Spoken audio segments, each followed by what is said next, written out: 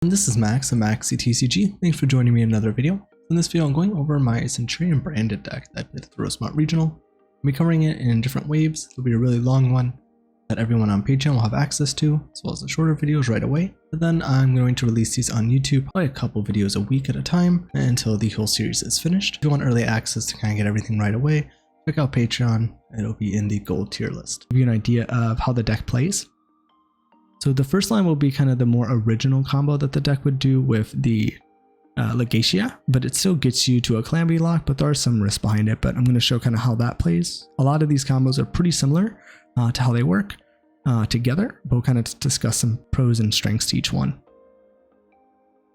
So you use Primera as your normal summon here. You get to stand up. Stand up will let you send a card from hand, so that's why it's a 1.5 card combo. You send your Dead Prosperity. You could have used it, but you don't need to. You get your Trudea. Trudea can summon itself out because they're treated as traps, so they can summon during either player's turn. Trudea will then trigger, put itself back, and you can get Emeth. Emeth can then summon itself out. You go into your level 12 Synchro. Originally, you just go into Legatia because that was your only option. And then from there, you go to draw an extra card. You don't have to pop because the pop's optional, but the draw is what you get. And then during the end phase, you can place Primera back in the spell trap zone.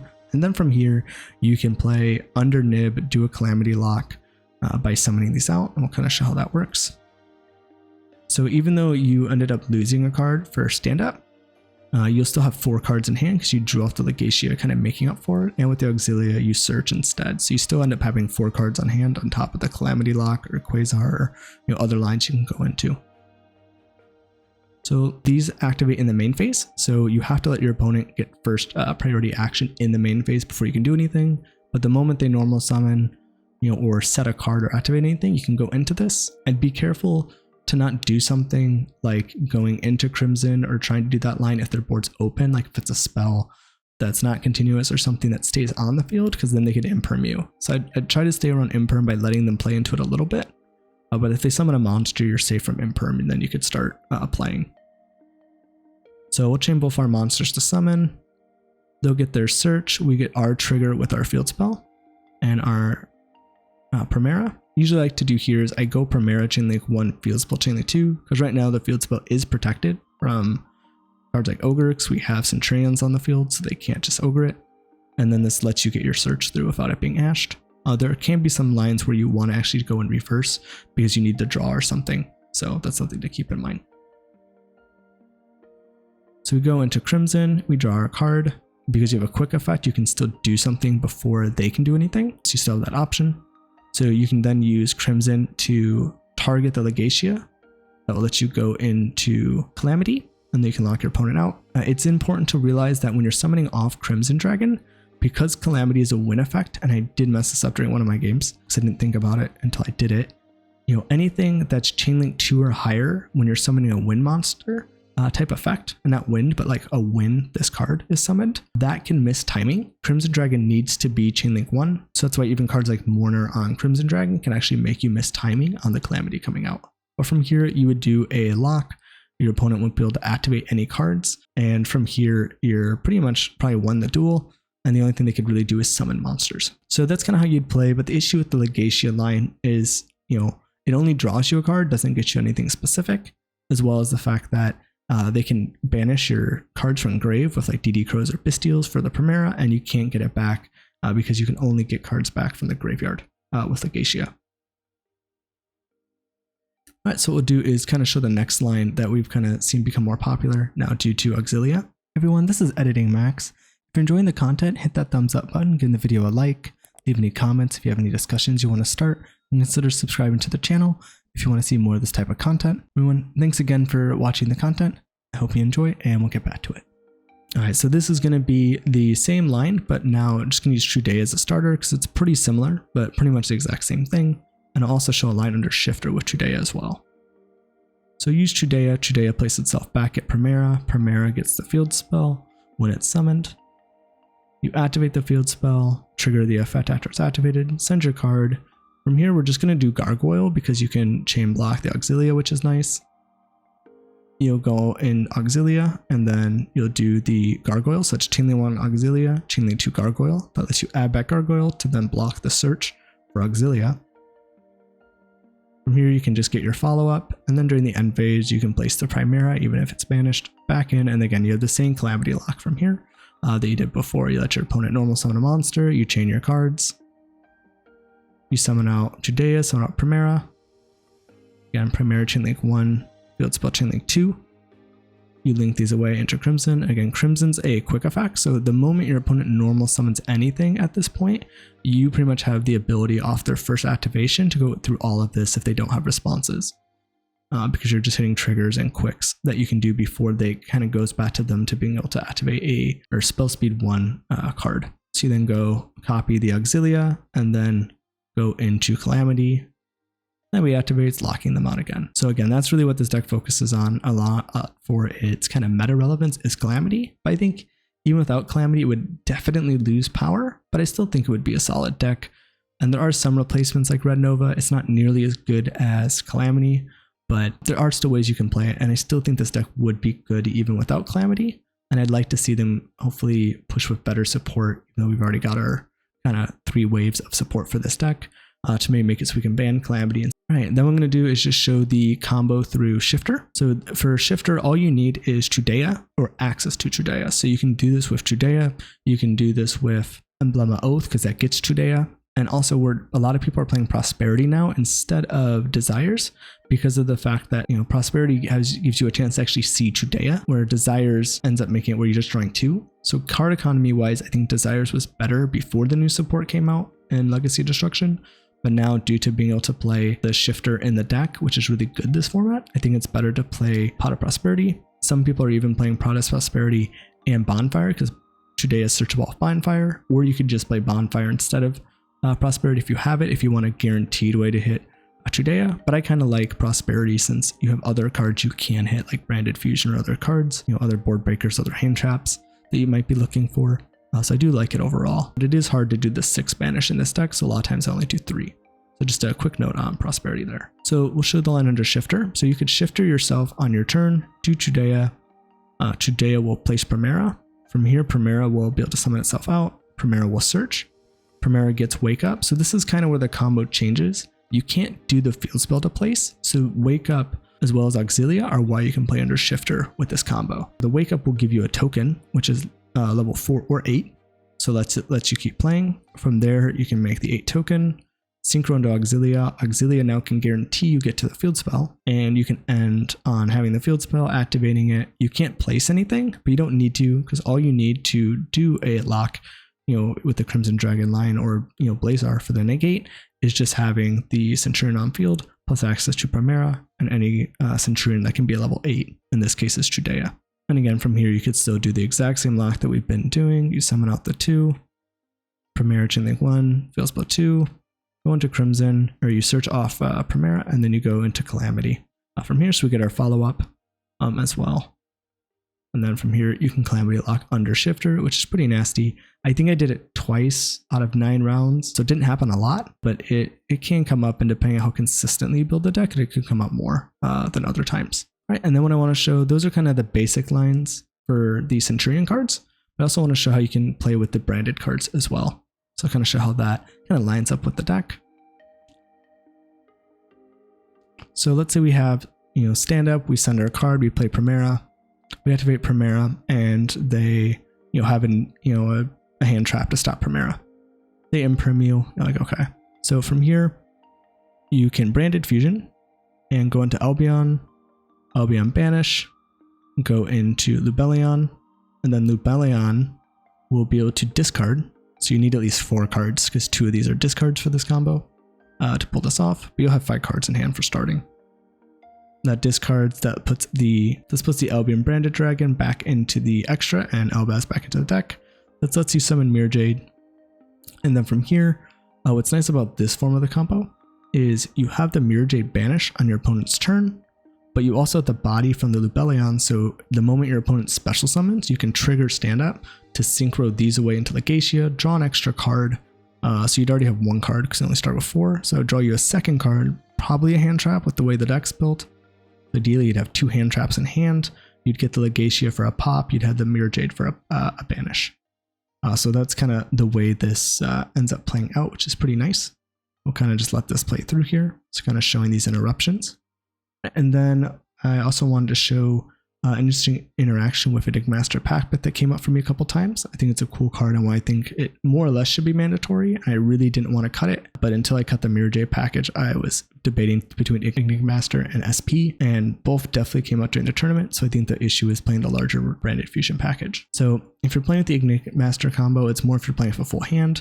Through 2 like imperms, you can still make interruption against your opponent, which is pretty cool. So if you start with Trudea and they hit you here with an imperm, it's particularly devastating with this and when you're starting with Trudea and the imperm because of the fact that you can't keep it an 8. When you start with Primera and the imperm and you have a way to extend with the stand-up Centur-Ion, the Primera coming out of the spell and trap zone can make itself an 8, and that's part of a trap effect. So even if they negate you putting it back into the spell and trap zone to place another Centur-Ion, you're still able to keep it as an 8, and you can keep playing by going into Auxilia. So this is very important if you're starting with Trudea and trying to extend out. So from here you can just stand up, send another card. So we just send out an extra imperm. We place Primera. Primera will summon itself out, activate its effect, and then get impermed again, which did happen to me quite a bit at the tournament, just getting hit with a lot of hand traps. So from here, I really didn't have a play to go into. I had to just go into SP and sit on it, which was not very great. I was really missing Enigmaster when this came up a couple of my games. So from here, you can go into Enigmaster. Enigmaster can use its effect to place Primera back in the spell trap. It's a cost another discard. And then ideally you'd have 1 hand trap. In this case, it's imperm. But if you have a hand trap, you have a little bit easier way to discard. So I'll kind of show how the interactions can work with this and kind of discuss some interesting ways you can use Enigmaster Pack Bit defensively or offensively, depending on the kind of the grindy state of the game. So they're going to start with Trudea. They're going to place it, put Primera. Primera is going to activate. They're going to search for the trap card. I'm just kind of playing as my opponent. And the stand-up's going to activate. We're going to discard the extra Pot of Prosperity because it's dead. They'll go for Gargoyle. And I'm just kind of waiting for the right time because the way this interaction works is you want to bring out the Primera, you'll get your search, and then you'll be able to synchro with the Pack Bit and the Primera. And from here, you can go Legatia for a pop and a draw. You can also use discard and place one of their cards in the spell trap as a trap, which is nice because that doesn't synergize with the Snake Eye cards that need to be spell cards. They can still send them because they're face up, but they won't be able to bring them out because they're not continuous spells. So that kind of gives you 2 interruptions. So I don't want to blow it too early because if I just synchro and pop, they won't have anything unless I'm just putting my cards back. So I'm kind of waiting for the right time. From here, my opponent's going to activate the Gargoyle, which is me, and then the moment they activate Gargoyle, you need to chain your Primera here, because in this situation, they have the field spell, and anytime they summon, they can use the field spell to summon. So you want to make sure you're also synchro summoning when they're synchro summoning to be able to make plays that are kind of timing up with them when all the chains are resolving. So they go into Gargoyle.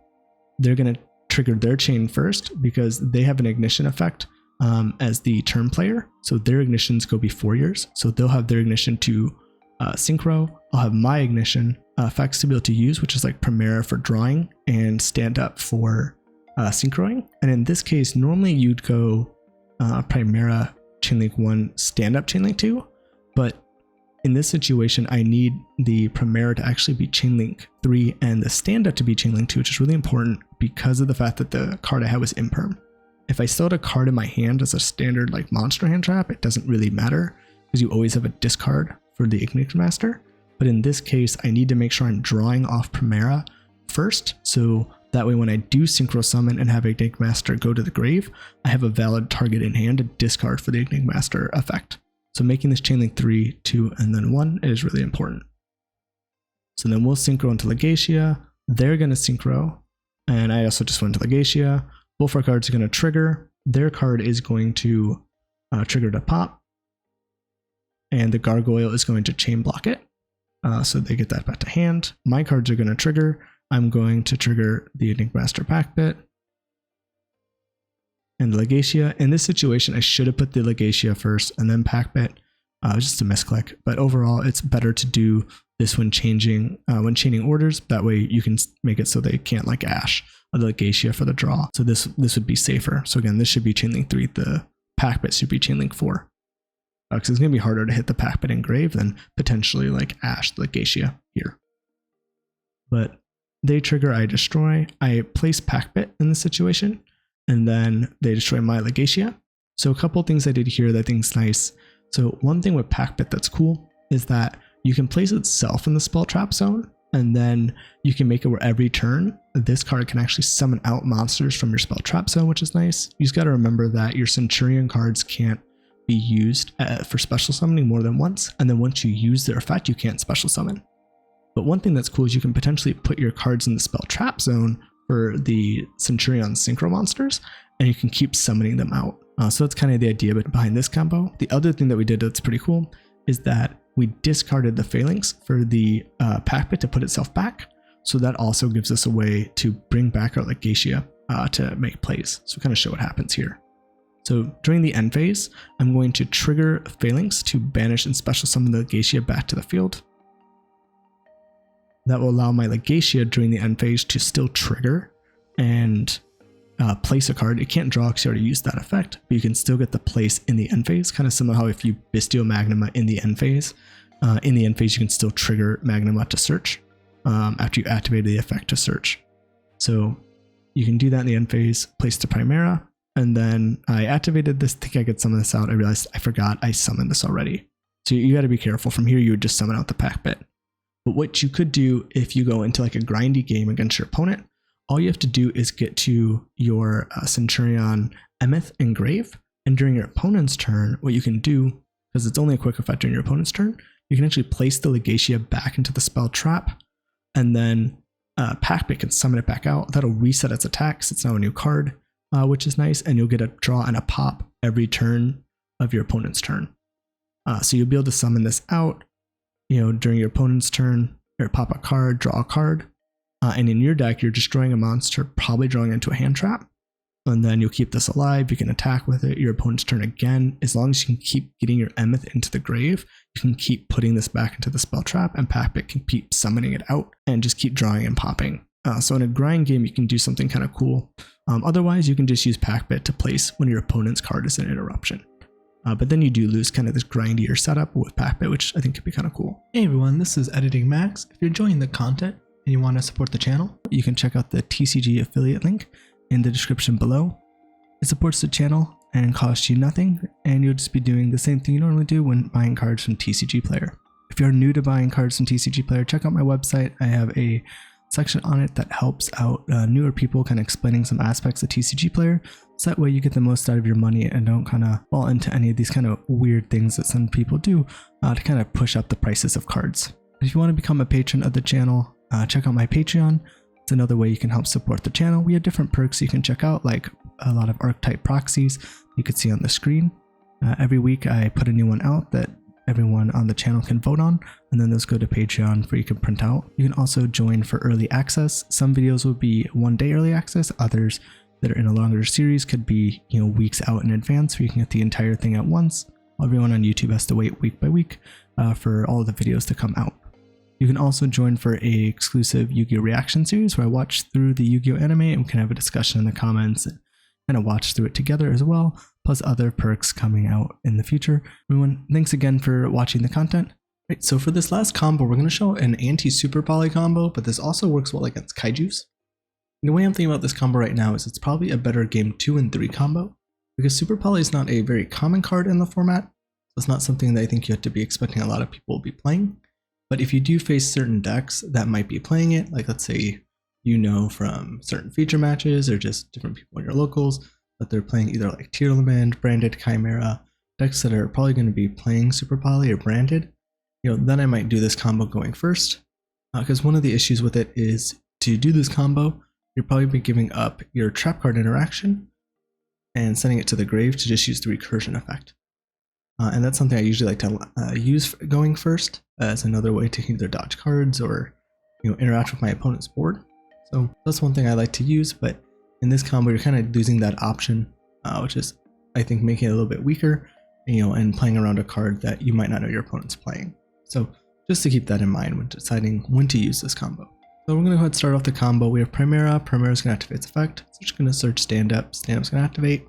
We're going to send our card. We're going to get Trudea. Trudea will summon out. And then Trudea will get Gargoyle. I like Gargoyle here because it gives you the option to chain block with Auxila, which is pretty important for this combo. So we'll bring out Gargoyle, and then we will synchro. You could use the field spell or you cannot. It's kind of just up to you. There's no real harm in using it or not using it. We'll go into Auxila, and we have our chains here. So Auxila is going to be chain link 1, Gargoyle will be chain link 2 to add back, allowing you to chain block Auxilia's search effect. So if they have like an Ash here or something, they won't be able to Ash if they're waiting to hit this. We'll get the Gargoyle back. We'll search Wake Up Centur-Ion. And Wake Up Centur-Ion is the way we're actually going to play around Super Poly specifically because of the fact that you can use this card as one of the requirements for the Synchro Summon, but it can't be Super Polyed, which is very important. Because originally the line would actually end on Legatia before we had Auxila. And when you do Legatia and the Crimson Dragon, they're both lights. You have a light machine and a light dragon, and they could Super Poly into Mud Dragon. If you do the standard combo, which is using Centur-Ion Primera and Trudea, you actually are able to be Super Polyed with Centur-Ion Trudea and Auxila, also into Mud Dragon. So this combo is going to use your Dark option as the Wake Up token, allowing you to actually play around it because they can't Super Poly with this card. So we'll go ahead and summon this card out. Now you could wait to use the Wake Up Centur-Ion on your opponent's turn, but here what we're going to do is just use it anyway because there's no harm in it. And this will let us use the second effect to banish it to send a card. And this is going to allow us to send the trap card to the grave, which makes it where if they were to remove our monster before we even do our plays, like let's say they start the Kaiju and get rid of the Auxila, the trap can bring the Auxila back, still allowing us to do our full Calamity or Crimson Dragon into Blazar line, whichever is more applicable on the matchup. So we'll send the trap, we'll end our turn, we'll use the end phase effect of Auxila to bring back Primera, and at this point it's pretty similar. The only thing we traded with our normal combo is we had the Wake Up token instead of the Phalanx set. So we gotta wait till our opponent makes the first action. We're just having, myself as the computer use the Emblema just to set the field spell. So here we're gonna chain, we're gonna use Primera. The summon itself, Primera is gonna trigger, and the stand is gonna trigger chain link 2, chain blocking the summon of Primera and the search. I'm going to synchro. We'll synchro into the Crimson Dragon, which is a light dragon and now a dark dragon. So there's nothing to Super Poly here. We can then, get our search off Primera. We'll target the Auxila, putting back the Crimson Dragon, allowing us to cheat out a Synchro monster. And this will let us bring out Hot Red Dragon, Archfiend King, Calamity. And how these chain orders are going to work is it's always important to remember that the way these go first is you're going to have your ignition effects, and then you have like mandatory ignition effects and then optional, and it's always going to be based off the opponent. So this is the opponent's turn. So we see, are there any triggers on the field? Are there any mandatory? No. Are there any optional triggers on your opponent's field? No. Well, I have a optional trigger on my field, which is Hot Red Dragon King Calamity's summon effect to lock out my opponent. And then after the trigger effects have gone, then you can use quick effects. But because Hot Red Dragon Calamity makes it so that way your opponent cannot activate cards or effects on the field or in response to this card's activation, it's going to make it where this needs to finish. Once it resolves, your opponent can actually activate Super Poly, and that'll be kind of the end of your board getting Super Poly, at least on your turn. So we'll lock our opponent out. They're not going to be able to Super Poly. Now what they could do is they could set Super Poly and Super Poly your board next turn into like a Garua because you have 2 Dark Dragons. But at that point, you're going to use Auxilia's effect in the end phase, get your Primera back, and you've already have follow-up for a second stand-up Centur-Ion play to send Gargoyle or another card. Plus you have other cards in your hand and a way to keep making more cards, bring back cards if you lose your board. So you have a lot of good follow-up to be able to keep playing and pushing. So I'm really not even too worried about the Super Poly at this point. We just wanted the Hot Red Dragon Calamity to go off and lock our opponent out, so they really can't do much on their turn. So that's pretty much how you play around Super Poly and a Kaiju or any removal card. In this case, that's just removing the one monster. I hope this helps. Remember, keep this in mind. Maybe depending on the meta, you might change up if this is your going first combo or not. But for now, I would definitely make this your maybe game 2 or game 3 combo if you think Super Poly is coming in against you, depending on the deck and the popularity of the card, or if Kaijus are very popular.